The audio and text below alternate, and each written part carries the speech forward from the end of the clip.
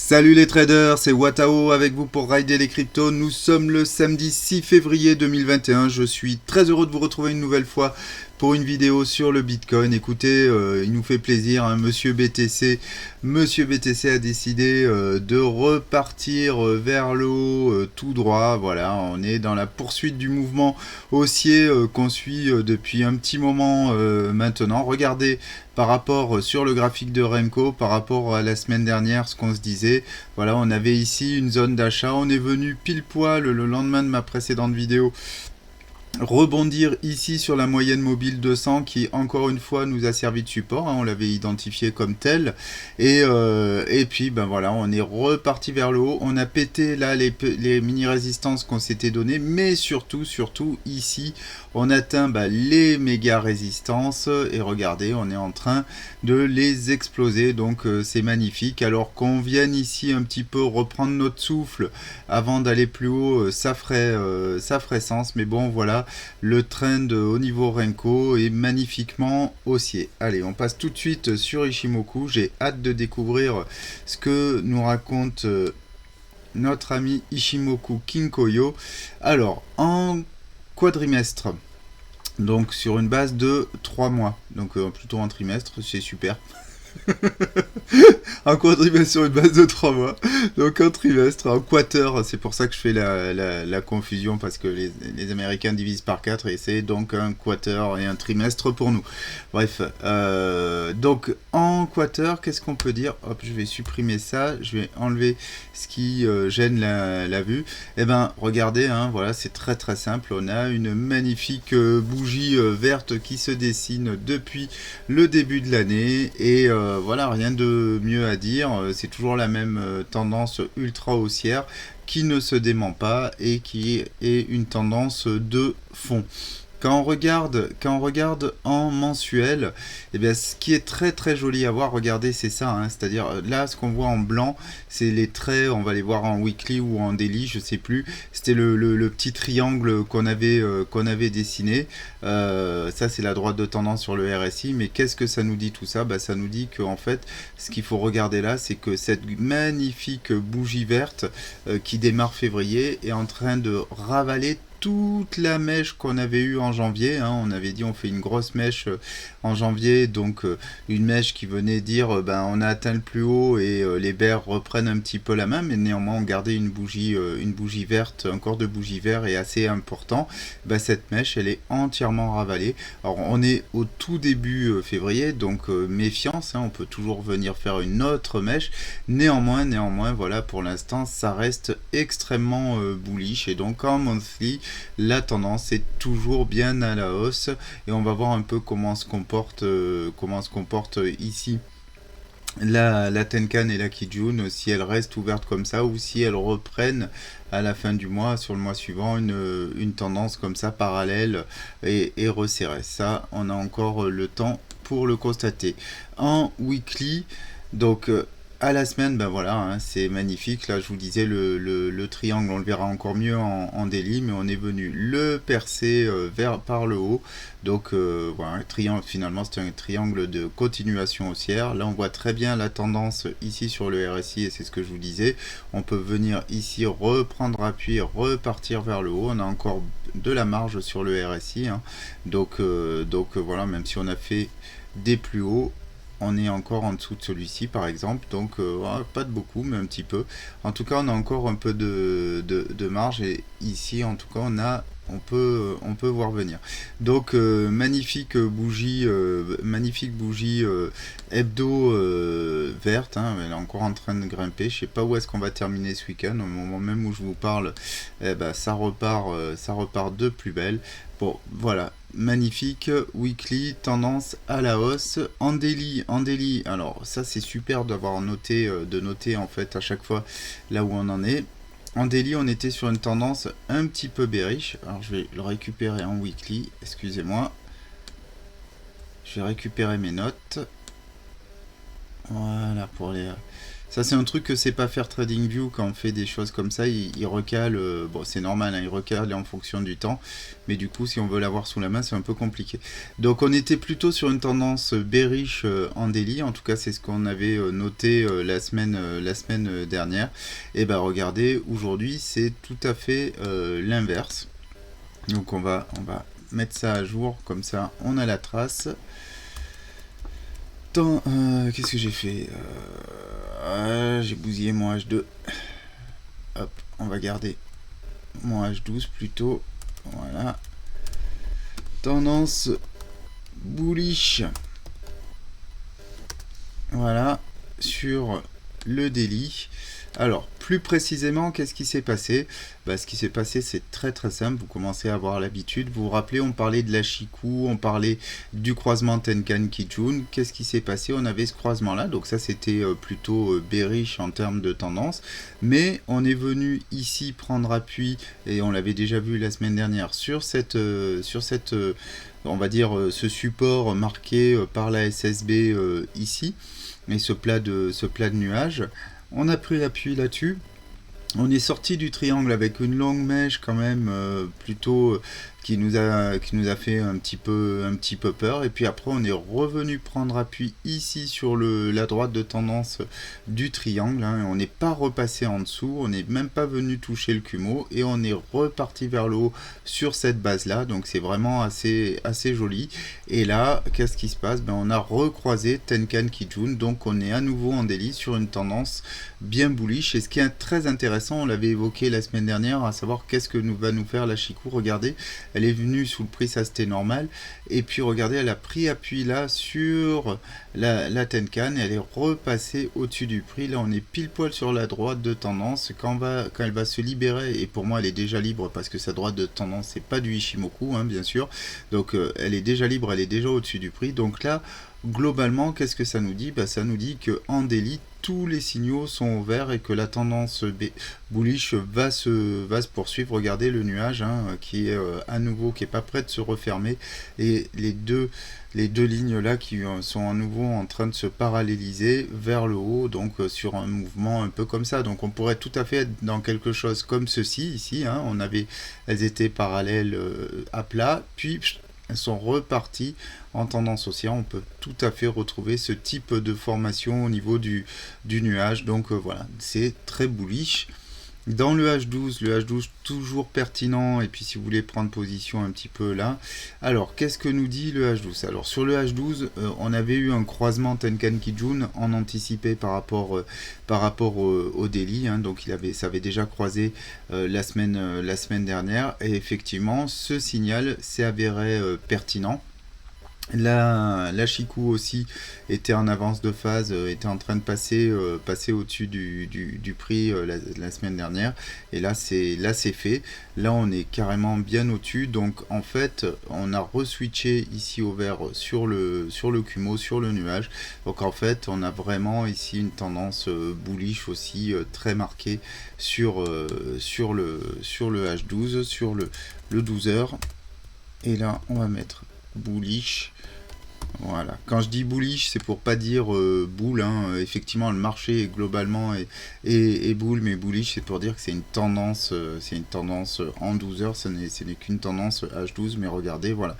Et au niveau du RSI, on retrouve évidemment cette tendance bullish, et on a encore beaucoup de marge pour aller chercher plus haut. Voilà. Par rapport à notre plus haut précédent, on y est quasiment, hein. Ce qu'on voyait sur Renko, du point de vue Renko, on y est déjà. Et là, du point de vue prix, on n'est pas loin de l'ATH. Ça m'étonnerait qu'on vienne pas le revisiter. Après, comment va se comporter le prix quand on va avoir atteint l'ATH? Est-ce qu'il va y avoir une accélération haussière forte, ou une petite hésitation? Ça, on le verra. En tout cas, on aura des niveaux de support s'il y a une petite prise de respiration avec la Tenkan, et éventuellement le Kumo s'il y a une grosse respiration. Mais enfin, voilà, je pense qu'on ira d'abord revisiter Tenkan Kijun avant de s'inquiéter vraiment que ce soit autre chose qu'une simple respiration dans le mouvement haussier. Dans le 4 heures, dans le H4, écoutez, voilà, hein, c'est pareil, on est vraiment sur une tendance très bullish. Alors regardez ce que j'avais noté. La semaine dernière, on était... Est-ce que je vais arriver à le choper? Ouais, super. Voilà, on va recaler. Donc la semaine dernière, on était sur ce triangle de consolidation. Ben, on en est effectivement, on en est sorti et donc on est reparti. Hop, on est reparti sur une tendance haussière. Trend haussier. Oui, je mets pas toujours la même chose. Bah écoutez, c'est comme ça. À nouveau un trend haussier. Ici, effectivement, Tenkan a croisé au-dessus de la Kijun. Le nuage est au vert. Shiku complètement libre. Voilà, on est vraiment tous les marqueurs parallélisme entre la Tenkan et la Kijun. Hein. La pince n'est pas en train du tout de se refermer.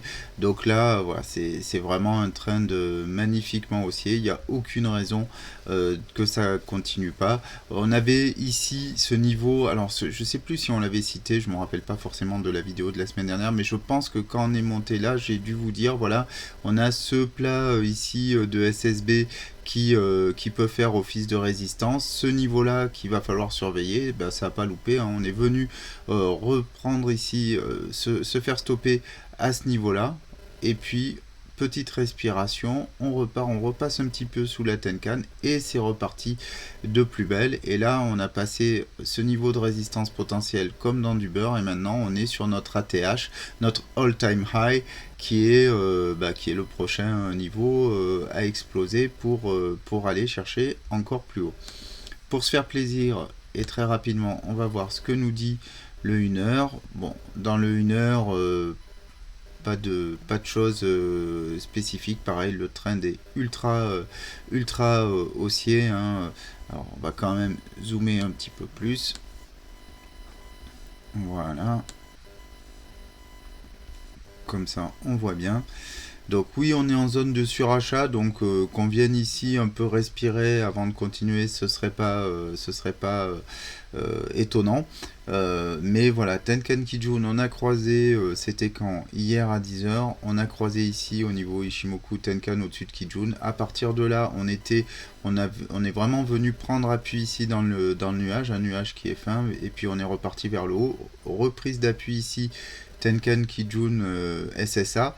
Et c'est reparti tout droit vers le haut. Donc c'est magnifique, franchement, voilà, il y avait des tas de points d'entrée ici pour repartir vers le haut. Le seul doute c'était ici, en fait, à partir du 4, comme on a croisé ici, on pouvait se dire, ok, est-ce qu'on va pas traverser le nuage? Mais à partir du moment où on n'avait pas été touché la SSA, qu'au niveau de la SSA on avait rebondi et qu'on rebondissait là le long, ben voilà, je pense que ce niveau-là était un bon point d'entrée, le 5, parce que on est venu chercher un appui et la trendline haussière est repartie. On pouvait voir ici aussi un magnifique triangle. Voilà, si je faisais des vidéos plusieurs fois par semaine, je vous aurais indiqué probablement ici qu'il fallait rentrer, mais surtout les points d'entrée, ils étaient ici. Hein. Par rapport à ma vidéo de la semaine dernière, on voyait qu'on était passé sous le nuage, on a trouvé appui, et puis à partir du moment où on était repassé dans le 1 heure au-dessus du nuage ici, qu'il avait switché au vert, et que la Shiku était libre, hein, là, la Ginspan était libre, voilà, on avait vraiment ici un signal haussier magnifique. Donc voilà, mais je pense qu'aujourd'hui, à force d'écouter mes vidéos, vous savez parfaitement distinguer ces signaux. Et franchement, Ishimoku sur ça, c'est hyper clair, quoi. Il n'y a pas de chichi. Après dans le quart d'heure, bah regardez, voilà, hein, on peut pas faire plus bullish. c'est juste magnifique. Le prix qui suit la Tenkan, hein, qui le supporte de haut en bas, le nuage qui est au vert, là la Ginspan qui est verte. Ici on avait une autre signal d'achat, par exemple hier 23h, voilà, pour ceux qui n'auraient pas été dans le trade avant, ils avaient un signal d'achat à ce niveau-là. Bon, ils auraient pu se dire ok, mais celui-ci aussi, etc. On était à plat, mais si on prenait la tendance dans les unités de temps supérieures, on a eu quand même pas mal d'occasions de rentrer sur ça. Maintenant, il va falloir voir. Pour moi, c'est tard là pour rentrer. Hein. Je vous conseille pas d'acheter maintenant, même si l'avenir est vert. Allez, on passe tout de suite sur Notre ami... ah, on va regarder quand même le CME. Ça fait longtemps que j'ai pas regardé le CME. Les gaps, bah, les gaps, on les a toujours pas comblés. Est-ce qu'on a fait des gaps vers le haut dans le 4 heures? Non, pas particulièrement. Pas particulièrement. Si je descends un peu dans les time frames, on a eu un petit gap ici. On est venu le recombler. Bon, rien de notable. Rien de notable au niveau du CME. Allez, on va tout de suite passer sur Elliott Wave. Je sais que vous n'attendez que ça. Alors là, je suis quoi? Je suis dans le 2 heures. On va prendre de la hauteur. Hein. On va se mettre dans le 12 heures. Est-ce que c'est... On prend assez de hauteur avec ça? Non, on va se mettre en daily. Voilà. Alors, en daily, hop, où est-ce qu'on en est? Qu'est-ce qu'on avait dessiné? Oh, avant, attendez, je vais remettre un peu les graphiques clean. Je prends 2 minutes pour que tout le monde voit bien ce qui se passe. Voilà, on recentre le tout. Super, on est bien là. Donc bon, je refais pas le schéma global, la 4, on a discuté la dernière fois de où est-ce qu'on plaçait la 4, ici, ici. Je vais la laisser ici parce que j'ai l'impression que mon décompte était pas trop mal finalement la dernière fois. De toute façon, ça nous a donné 2 points d'entrée qui étaient assez clairs. On aurait aimé, comme je vous le disais, aller chercher un peu plus bas, mais bon, le Bitcoin nous en a pas laissé l'occasion quand même. Hein. On a pris 10K entre les deux, donc voilà, ceux qui ont acheté là, ils sont bien gavés. Hein. Et pour ceux qui sont en achat depuis plus longtemps comme moi, ben là c'est le top. Quoi. Donc ici, qu'est-ce qu'on peut dire? J'avais placé le plus bas, ici le bas de la vague 2 là, ben, c'était un peu tôt, vous voyez, on a continué à baisser, donc on va placer notre bas de vague 2 là, et on va regarder ce que ça fait comme retracement. De toute façon c'était ça, hein. La dernière fois je crois qu'on discutait du niveau de retracement de cette vague 2. Hop, ici, on est venu un peu au-delà des 61,8. Ça aurait été bien d'aller jusqu'au 76,4, mais moi ça me va. Ça fait une belle 2. Et donc, on est en train de faire cette vague 3. Vous voyez ce décompte fictif hein, à ce moment-là, ben, il n'y a aucune raison de le changer. Si, ce qu'on va faire un petit peu, c'est qu'on va l'allonger tout simplement hein, dans le temps, parce que c'est pas dit qu'on grimpe aussi de manière aussi raide, même si on aimerait bien aller très vite sur les 50, c'est on est sur quoi là? On est sur les 56, ouf, on aimerait bien y aller tout droit. Donc en tout cas, ce décompte là m'a l'air plutôt pas mal. On va juste regarder un petit peu les targets qu'on s'était donné la dernière fois. Si ici je fais ma vague 1. Voilà. Ah oui, j'étais sur les 4. Peut-être pas les 4. Ouais, c'est ambitieux, mais c'est tout à fait possible. Alors pourquoi je me suis mis sur les 4 et pas sur les 261,8 qui me semblerait plutôt peut-être un peu plus comment dire raisonnable quand même. Je sais pas. Oui, parce que c'est par rapport à cet objectif là. Donc oui, faire une 4 là. Ok, j'y suis. Donc pourquoi pas, mais c'est surtout parce que j'ai d'abord posé mon objectif de 3 sur la grande verte ici, sur la vert claire. Et donc ça faisait... Attendez, qu'est-ce que j'ai fait là? Voilà, c'est ça, c'est mon... Enfin, je confonds les courbes, excusez-moi. Donc on est en train de regarder ceci. Hop. Voilà. Ça, mon mouvement global. Et là, je l'ai mis au 4618. En me disant que on est sur un marché extrêmement bullish et que c'est pas étonnant de faire quelque chose d'aussi bull. Et ça m'amène aux 63 000 dollars. Bah, pourquoi pas? Pourquoi pas? En tout cas, on va pouvoir regarder ici déjà cette sous-vague. Je vais la remettre en plus petit. Voilà. Non, alors c'est celle-ci que je veux changer. Ah, je fais mon main de pâtis. Voilà. Donc, sur la droite ici, vert pomme. Et en fait, on va passer en 4 heures. Voilà, pour regarder. Non mais en 4 heures, c'est trop petit.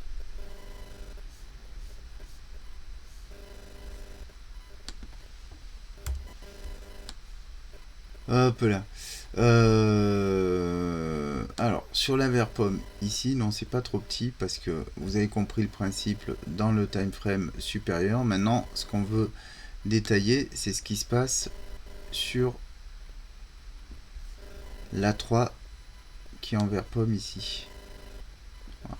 C'est ce mouvement-là que je voudrais détailler. Et comment on va le faire? Ici, on va se remettre un petit peu du RSI en plus gros. Et se dire que voilà, la 4, bon, je l'ai placée là. Là, une verte. J'ai enlevé l'aimant? Bah non, pourtant j'ai laissé l'aimant. Je sais pas pourquoi ça se décale. C'est pas très grave. Donc voilà, donc moi je valide cette impulsive en vert pomme, hein, ça me va très bien. Ici ma 2 se décompose bien en 3 en A, B, C, c'est nickel. Donc maintenant je veux voir cette impulsive là se dessiner et c'est ça qu'il faut regarder à court terme puisqu'on est dans le 4 heures. Et donc cette impulsive là, évidemment, elle-même se divise en une sous-vague en impulsive. Voilà. Alors soit on est déjà sur une 1, 2, 3, 4, 5 comme ça. C'est ça que j'ai envie de regarder pour savoir ce qui va se passer ce week-end et sur quoi on peut être. Parce que le week-end, évidemment, il n'y a pas les institutionnels. Alors déjà, ce que je vais faire, je vais enlever l'aimant. Voilà. Hop. Donc ce qui m'intéresse, c'est ça. Donc déjà, ma 2, regardez, elle retrace pile poil les 61,8. Nickel. Je suis content. On est comme dans les livres. Maintenant, cette vague 3, est-ce que je peux déjà mettre son sommet ici? On va regarder un peu les cibles qu'on a atteintes. Hop. Fibo d'extension. On est au milieu de nulle part. Donc ça, c'est pas top comme objectif de 3. Donc c'est peut-être qu'une sous-vague. Et du coup, eh ben, on a envie de se dire, cette 3, elle devrait aller plutôt chercher un objectif comme les 2,618. Mais il est déjà explosé. Hein, donc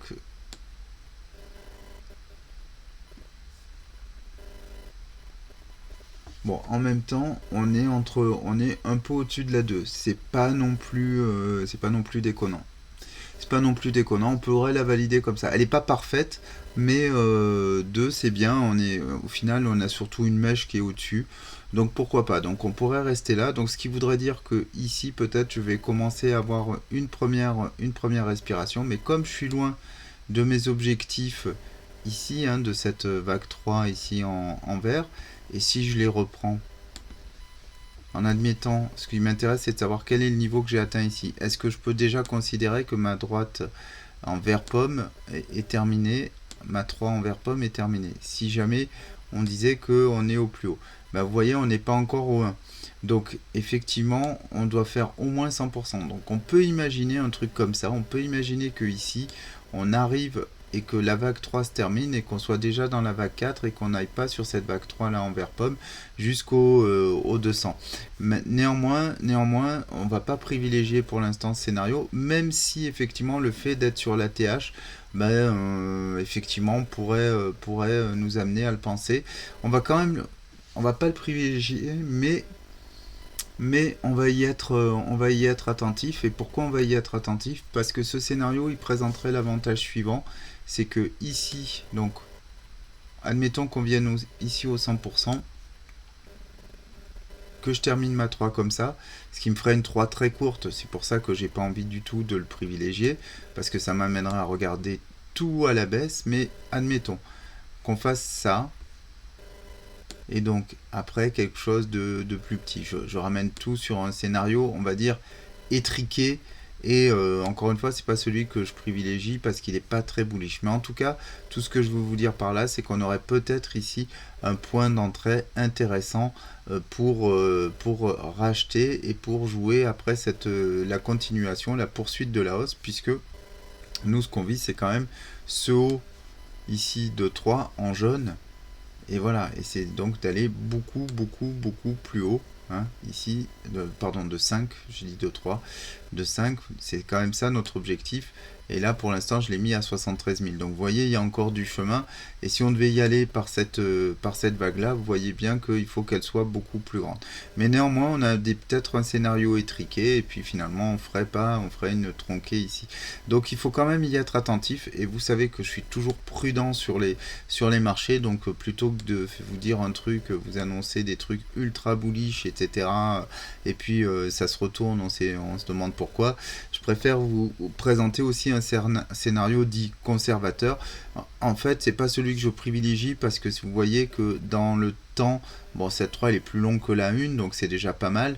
En tout cas, ce sera pas la plus courte, mais elle est un peu étriquée. Voilà, c'est par rapport au trend haussier global qu'on a, ce scénario là c'est le scénario un peu étriqué, un peu petit bras, et j'ai l'impression, d'après ce qu'on a vu auparavant sur Ishimoku, etc., qu'on va être sur quelque chose de beaucoup plus bullish.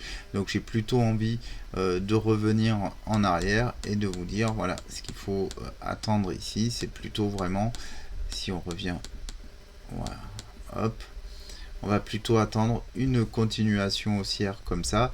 Et du coup, ma 3 ici, eh ben, elle est un peu faible. Et donc, j'ai plus envie de me dire que on va venir ici faire la 5, quelque part là. Et que donc, on va péter notre ATH. Et revenir ici le tester par la suite. J'ai plus envie de voir quelque chose comme ça. On pète la TH, on revient le tester, on zone un peu dans le coin par rapport à la TH, et après on repart vers le haut, plus ou moins rapidement, pour aller finir ici cette vague là. Ok, bon écoutez, je pense que vous avez de quoi faire vos propres analyses, tirer vos propres conclusions et vous positionner en trade. Tiens, pour faire un petit hommage à Fantax, ça fait 1000 ans que j'ai pas vu ces vidéos du Fantasio, mais je pense qu'on aurait peut-être un setup bot ici avec un W dans un W. Enfin bon, moi je n'utilise pas cette méthode là, Elliott Wave est beaucoup plus puissant, mais bon, tout ça pour vous dire que voilà, on est très clairement à l'achat, et que de toute façon, à partir du moment où on va venir péter la TH, il est fort probable qu'on ait une belle continuation haussière. Voilà les traders, ce qu'on pouvait dire sur Bitcoin. Merci de votre attention, et puis je vous dis ciao, à la semaine prochaine pour une nouvelle vidéo. Ciao ciao.